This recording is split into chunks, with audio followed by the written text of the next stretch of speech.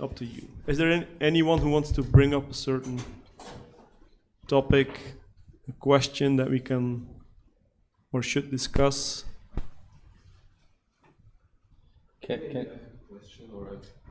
Ken, maybe you want to stand up here. It's just that the guys in the stream have nothing to look at now. So if you stand up, Kenneth. No, not you. Kenneth, if you stand up there. You should, yes. Okay, good. And then you'll have a mic as well. I can still hide.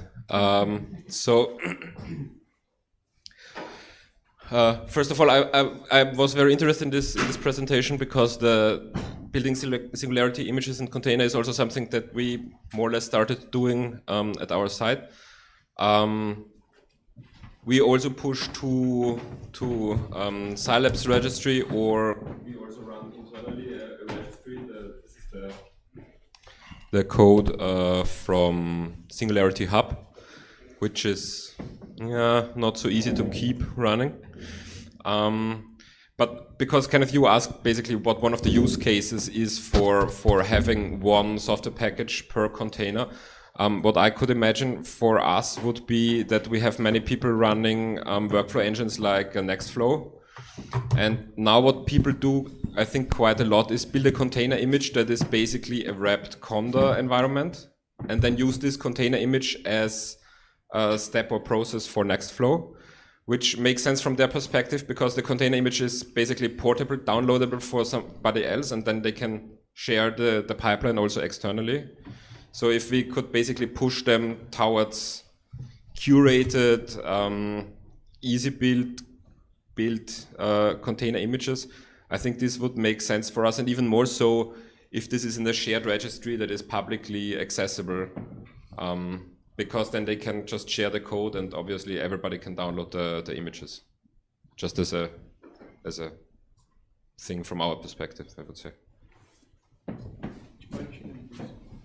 Use the one here. This one, you know? Oh yeah, okay.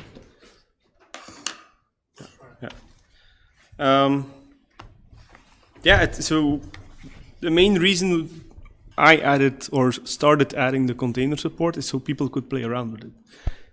We don't have a use case for it ourselves in Ghent.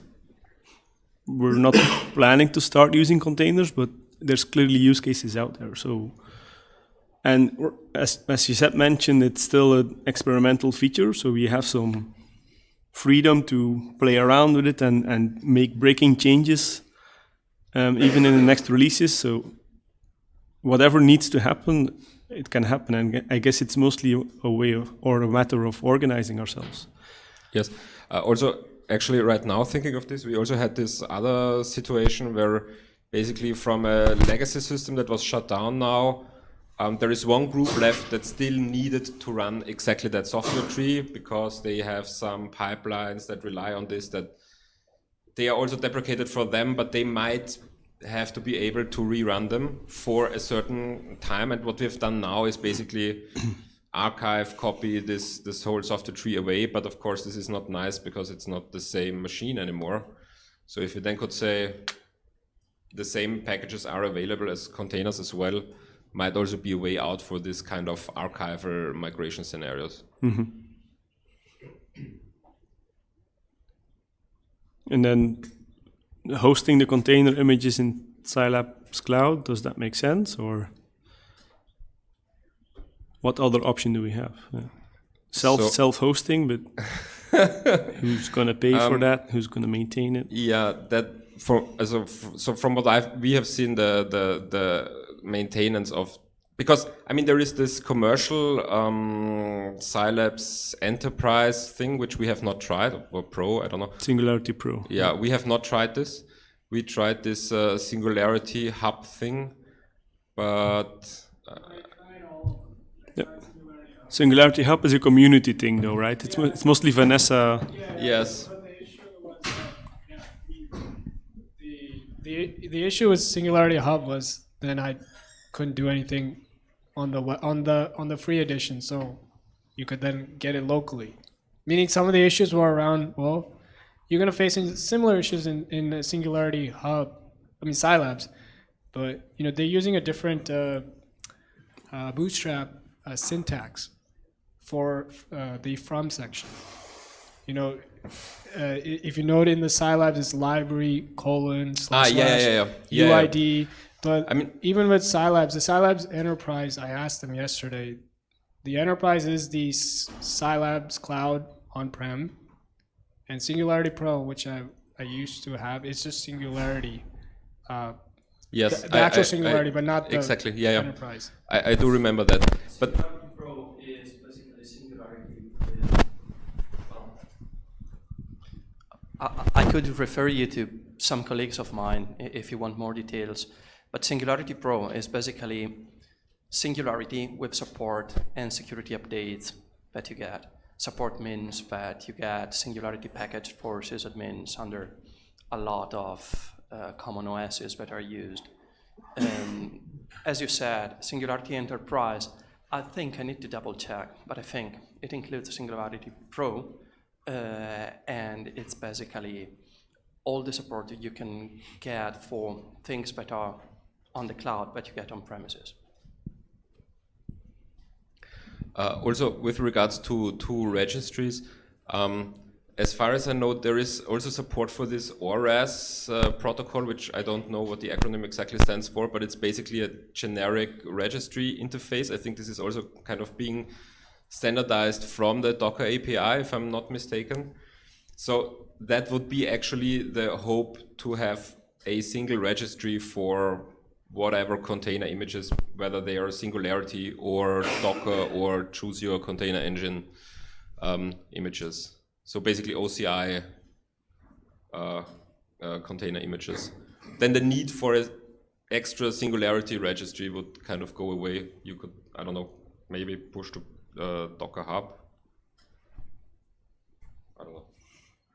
I'm not sure what's better in the long run, whether it's Scilabs Cloud or Docker Hub, or it's always somebody external, and the question is not if they will die, but when they will die. Yeah. Yes. But self-hosting is also No, but also exactly, because also self-hosting, I think the key feature there would be to have it publicly out there, so that anybody can pull the image. Because people share the code, but this whole image sharing, this is also what we see, because we run internal registries, and then some people have mixed feelings about internal or external, because actually they want to share the image because they're publishing the code.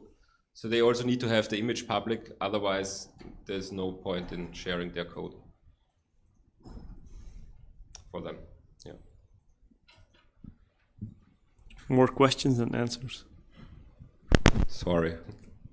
One thing that I thought about was, well, there's a few issues in the Scilabs when you're actually creating a project. It's only tied to a username.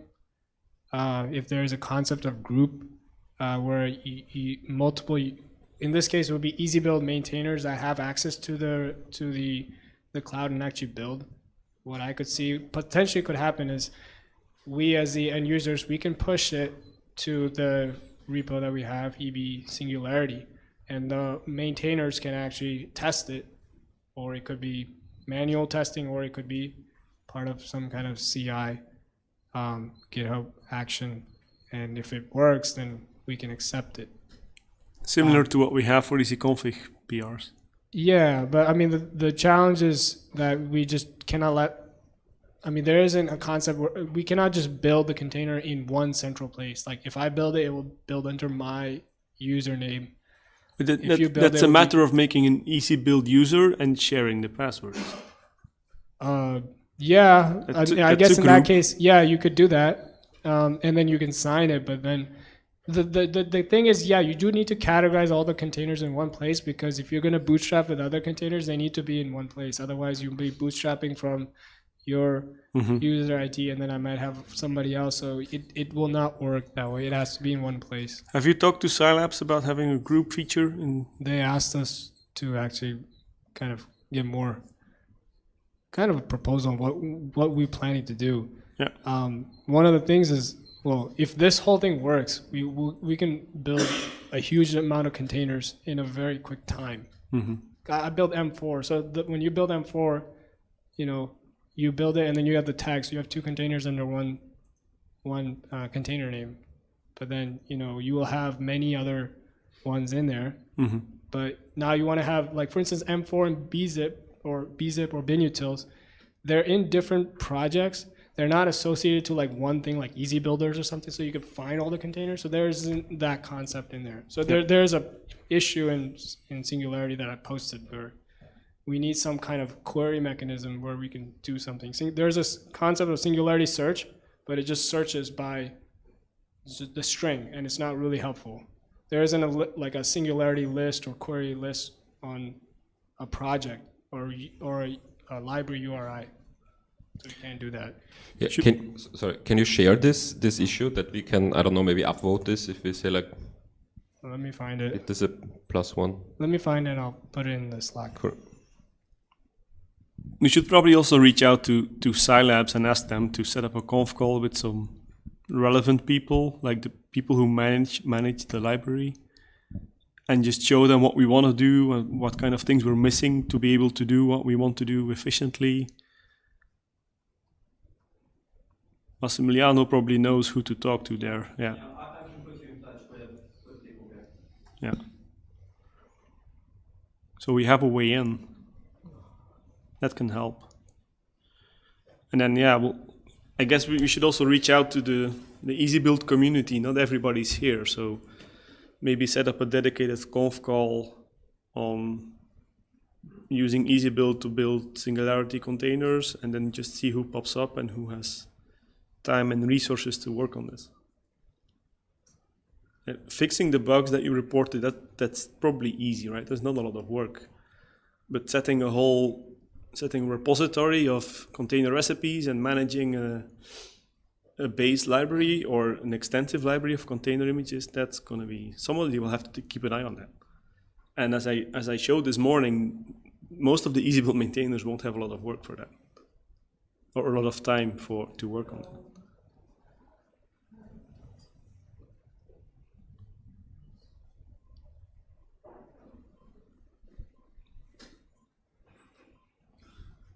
So I actually have a question. How do people do roll forward tool chains? I mean, we have basically what we did. We're not using hierarchical naming scheme, but lowercase naming scheme, and then we did like a meta module that basically points to a folder or sets the EasyBuild root path to, we call it 2019, and it's currently 2018B, and then we in parallel actually set up 2020 with a newer toolchain, and now we actually prefix it with I for Intel and F for FOSS. But so everyone is using currently 2018B, but we are wondering how people do this. Like if they want to roll forward, do they hide the old modules or just leave it there? And how to rebuild actually the entire software tree again? Do you wait until people just open tickets for, maybe they don't need the software anymore in the new version? I mean, I don't know how people do this. So I can tell you how we did it at ULIC. So every the way that I kind of designed it, like the way we decided to do it was have what's called stages. So we have 2 stages every year, and the reason we chose 2 is because we have 2 sets of projects that come online. So projects come online every 6 months, basically. In ULIC. And so basically we set up our stages so that stage would be in place for the new people who come in, but everybody moves forward. So the thing is that the default stage changes at those points in time. All the new people, all they've ever seen is this new stage. Anyone who wants to access the old stuff, that's still possible, right? So, but they need to do, as a user, as a normal user, they need to do something. They need to module use a special path, and then they can go to anywhere they want, right? So no software is never removed. But by default, all they see is what's current there, and then we updated everything. We pre-prepared the stage so it's available for people to test before it goes into production, and then the switch is like just change the default. That's it. Did you run into any issues, like forgot to install a software that was in the old one, or you just basically take the list and I mean you're just ticking boxes, right? So you just make sure that you have a list of easy configs, and then you either update them or they remain the same, right? And then you just install everything, and you'll know if there's a failure. Like it's easy enough to check. But there's always problems, right? I mean, some stuff pops up. Then that was probably one of the problems, is that it's actually, even though it should be not so difficult a task, it's time consuming, right? So it's At our site, there's links in LMOD to capture modules when you do module load, and we collect all that data and put it into Splunk. So every now and then, every 6 months or 1 year, we review what software is being used the most. So that's a good way to capture, modules that have fallen off the usage list. There's a feature in Elmod as well where you can, if people are rolling old stuff, you can print a big fat warning that says, please stop doing this and use the new stuff. And just point them to documentation or. And one more idea we actually had was to kind of develop maybe like app store where you can maybe just pass a list of easy configs available and people can just choose to install. I mean, it's like technically, I guess it's a bit more trickier because if like two people at the same time want to have the same software, then you have to make sure that it only runs once. But you could cut down on tickets maybe this way, right? Because it's kind of people. I mean, so you mean a web page where people can select, I want this software, this version, and then you would have like a Jenkins or like some kind of pipeline that will install it and then make it available. And this way you would also have like a searchable app store where you can look basically all the available software and what is installed. Did anyone actually like implement something like this or had the idea? Or maybe it's a stupid idea. I don't know. Sounds interesting, but doing it fully automatic without a human clicking OK, I mean, users are going to ask for crazy stuff. Even crazy stuff that EasyBuild supports. But making it fully automatic is maybe not a good idea, but as long as somebody clicks OK in between, that probably makes sense. I mean, it's all about cutting down time that you have to spend on it, right? If you only have to click on an OK button after having a cup of coffee and reviewing the request, that could make sense. How you implement it and make it secure, that's another, But Victor or Vasilios, how close does this come to what CSCS does? So CSCS has automation where I guess somebody from the support team says, I want this installed in production. You push it in a GitHub repo, and then Jenkins goes ahead and... Yeah, essentially it's more like that. So we have a repo with all the recipes, and then we have a production list there with the recipes that we want us to be in production. So it's like, I don't know, it's not so many, we don't list their dependencies, but we list like the base recipes. And then we have Jenkins twice. One is when you want to change a recipe, then we have Jenkins that triggers and tests whether the recipe you're trying to merge compiles for the target architecture that you want to.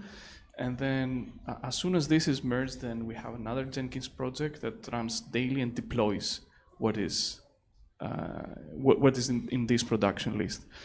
And now this is what is happening. Now during the upgrades, we do everything in a TDS system first, because usually we have, especially when we have to rebuild everything, we might run into problems.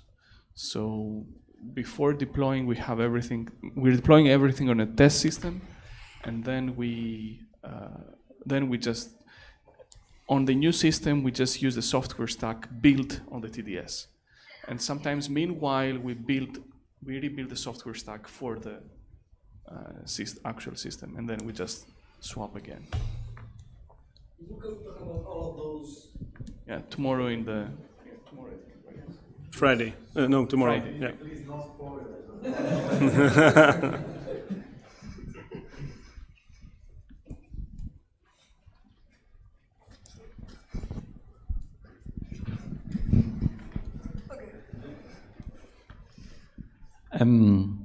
I have a comment about version suffixes. Could we clarify what is the policy with version suffixes with different packages? Because right now we have For Perl, there's no version suffixes required. For R, there is. For Python, it depends. So, can this be improved? Improved meaning less suffixes? At least having a clear Policy. policy published somewhere that we can follow, that could be the list. Yeah. And if we could minimize them, that could also be useful. Yeah, we've been minimizing them a bit in 2019B, the generation of easy configs. We dropped the binutils version suffix because we only stick to a single binutils version anyway. Same for GCC core. For Python, that's the tricky one because we have support to install a single Python package for both Python 2 and 3. So then we don't add those Python versions in the version suffix. It would be too long. And we stick to a single Python 2, Python 3 version per generation anyway. For Perl, we dropped it for the same reason. We stick to a single Perl version. For R, we should probably drop it too, but I don't think we have a lot of stuff that depends on R. Yeah, so it's more of an exception. For R, I think we could follow the same principle as with Perl. Yeah. Because packages depending on R are mandatory depending on R. Yeah. So it's not so optional. The short version of the policy is only add a version suffix if it's different.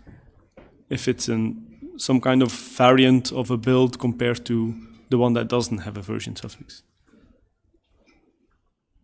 I guess Python is a bit of an exception there. If it's something that's only built for Python 3, we mentioned Python 3 in the version suffix to make clear it's Python 3 only and not Python 2, which is hopefully something we can get rid of once we can drop Python 2 like a stone, which is not going to happen this year, maybe not even early next year.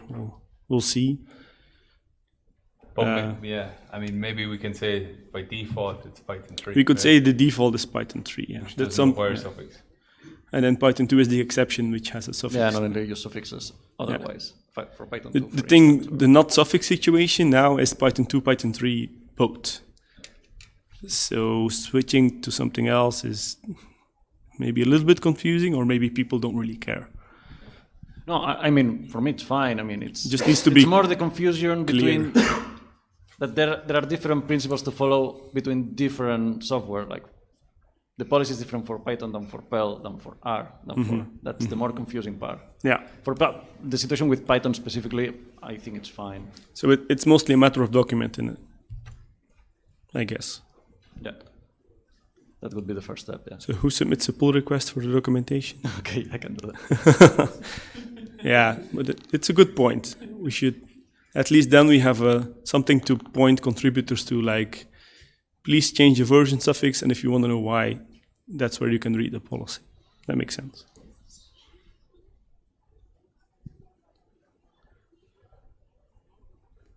Anything else? Yeah. Yeah, it's a little bit related to this, and I meant to bring it up tomorrow as a discussion point at the end of my own talk, but since we're talking about it anyway, you mentioned we're going more towards a one version per package per toolchain generation kind of approach, right? Except for Python. And actually it's also being checked when you do a PR. Yes. You know, is this dependency already present for this toolchain generation? And if so, are you using the same version? Yeah.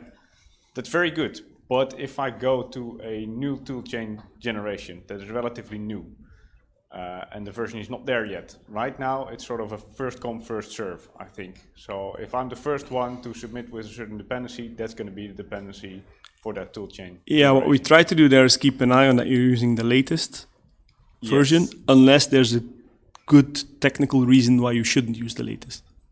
So the reviewers are now manually checking that stuff? We don't have it automated, yeah. Okay. Because I was thinking, for me, when I'm developing a larger set of new easy configs, we sort of have an approach where we try to push one update per year of our entire software stack. So there is one moment in a year, 1 or 2 months, where we're really writing a lot of easy configs in a row. And often for a toolchain generation that is relatively new. So right now we're looking at 2019B, and of course there's still a lot to be written there. But then it's actually helpful to know, okay, what version should we pick? Of course, we can decide it, but if in the meantime somebody else makes a PR with a slightly different version, then we're outdated already, right? We have a conflict already. And I'm thinking, would it be worthwhile for the core EasyBuild team to simply publish a list for a certain toolchain generation? Okay, this is what it should be. It could be a very large list, right? But it's very easy. You don't have to define a full easy config for all of those. No, just the list, this name, this version.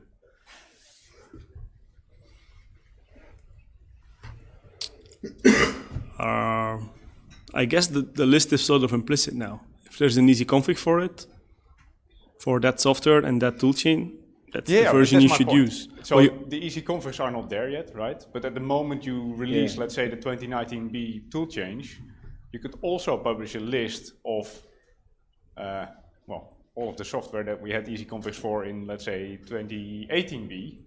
But is that smart? Because you're no, it's not, because the issue there is you're gonna fix two versions that exist today, but not next week. Yeah, exactly. You want to use the latest version at the time you need the dependency or the easy config. I think that's what he's saying. So when you announce 2020A. Yeah, but we can announce 2020A, but by the time we get to R, maybe there's a new R release. So we don't want to use today's R release. We want to use the release whenever we are ready to do R. I think. I mean, the R for 2019B was merged, I don't know, last week or the week before. 2019B was defined in September. So do you want to stick to the R version of September, or do you want to stick to the R version that's latest at the time you're getting to the point of adding R easy configs? I think you want the latter. Maybe not R, but maybe 100 low-level packages that R depends on. Yeah. And there's some minimal set that, I mean, put that out there. It's like, okay, this is what would be built. Yeah, it could be sort of a wish list from the EasyBuild maintainers to the community. Please make easy configs for this. Oh, a wish list I like. If somebody else is going to do my work, then and in the I'm end, very much up for it. If you're going to make, if you're going to implement this functionality where you do, how do you call it, the tweak thing, where you can pass a file with a list of dependencies, this could be your list. Right?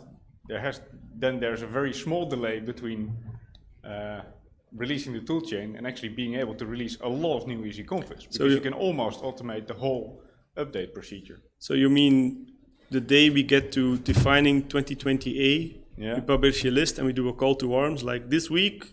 Let's all work together and get all these. Do a tweak easy config with this list. Try it. What works, what submit doesn't a pull work. request for it. Yeah. I'm not sure. It's just we'll have to see if it works. Doing a brainstorm. Yeah, it could help a lot. That's true. Especially in conjunction with that new tweak function, it will be very nice, I think. There's try software version as well, which also helps. But I mean, but you want to doesn't do the dependencies, right? Yeah, that's true. But that list should be use at least this version. If there is a newer version coming out, when you start doing the first pull request, then use that one. Use the newer version. Yeah. You should. I mean, we're always gonna. If you pick a version today and the new release comes out tomorrow, crap. Okay. So whether we miss a window of a day or even a week, you could stage things. So you could like give time, like define the tool chain, but not release it as a part of the release. And then give it like a month or two for people to include easy configs. So you can even do in-place updates if something new pops up. I agree that that's the case, right? That we can remove something, replace it if that's appropriate, right? Yeah. And then when we release 2019, then we or have whatever, we release easy whatever's configs in there at the time. Yeah. That makes sense. You can give yourself a month or something to. Yeah. So from a month from when you define what, say, 2019B is going to be. Yeah. You've got a month to update a set of things, and then. Because I mean, once it's fixed anyway, right? So if it's in the release. Yeah. That makes sense. Fork off a branch in EasyConfigs 2020A, start playing around there. Try to get some helping hands and say, we need this. Who can help or who wants to help? Target that branch, and then if it's in a separate branch, we get the freedom of even bumping versions in place if we need to or want to. Or downgrade even. Even downgrading could be possible. Yeah.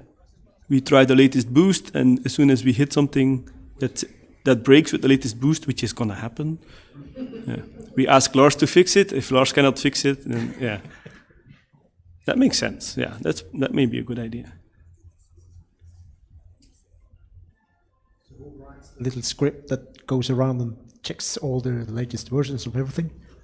You do? Well, I don't think you... No, I don't think you can automate that part, to be honest. I mean... For a big part of it you can. Up to a certain point, I think... For a big part of the software you can. Yeah. Most of it comes from GitHub. Everything that's on GitHub, it's easy. You use the latest release and you have the version. If you do GitHub, PyPy, CRAN, GNU tools... For GNU tools, it's very easy because they have a directory listing. If you do those four, you probably have 80% coverage, or even more. So, and the latest thing is nice to have, but for this story, I don't think it's a requirement. If you have enough helping hands, you just do, what's it called, Mechanical Turk. You have lots of people doing the work, and then I guess the main issue then is going to be not stepping on each other's toes. Like you start working on Boost, Casper starts working on Boost, Adam starts working on Boost, and whoever opens the first PR wins, and then the others two go like, oh, fuck this shit. I'll do something else. Yeah. The synchronization is going to be the... Slack channel, maybe. Yeah. You can communicate. Make sure essentially, we do something like this internally at ServSera now. I distribute work amongst our advisors to get something done like this, but it will be way better if we can do it as a community. Yeah, makes sense, yeah. You could open issues and self-assign if you're working on something. You could do it all through GitHub. Just need to outline how things are going to work. We can use the new Git projects feature. I haven't used the projects thing at all. That could probably make sense even. Yeah. We don't have 2020A yet, so it's something we can try quite soon. I think as soon as OpenAPI 403 is there, we'll probably have 2020A, and then we can try and figure out how to do it, set a date, so people can like block a day in their agenda, or maybe a day or two. Yeah. How hard would it be to configure the GitHub integration to work off another branch? It can already target other branches, that's fine. It does develop by default, but you can tell it something else. So that's there. You set it in your environment once, and it knows to target 2020A rather than develop, so that's fine. It sounds like a very good idea. You're the coordinator now, Casper. You realize that, right? No, but it's something we can write up a rough approach and then discuss it in the next conf call, which is next week,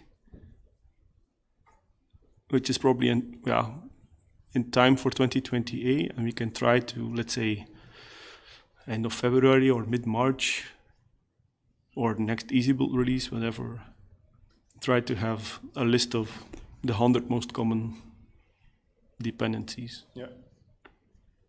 Let's see if the EasyBuild community works.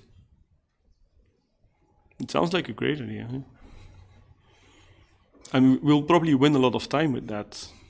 Like you say, yeah, I mean, if somebody opens a PR, they go like, oh, crap. All my work is for nothing. Yeah.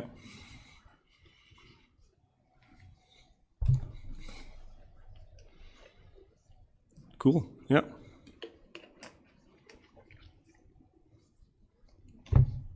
Anything else? What time is it? It's 3:20 now. No.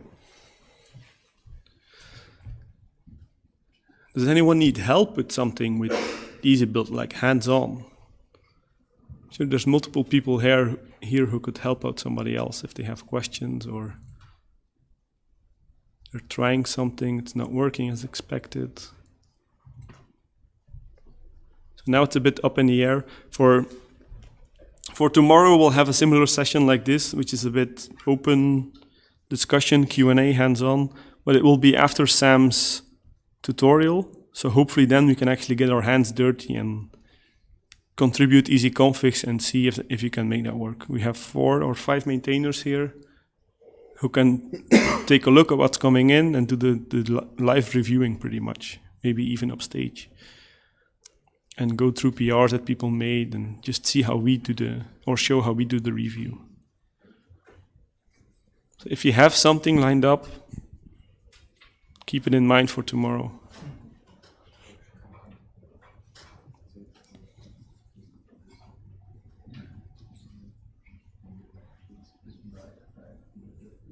If there's nothing else, maybe, I don't know, we can wrap up the session.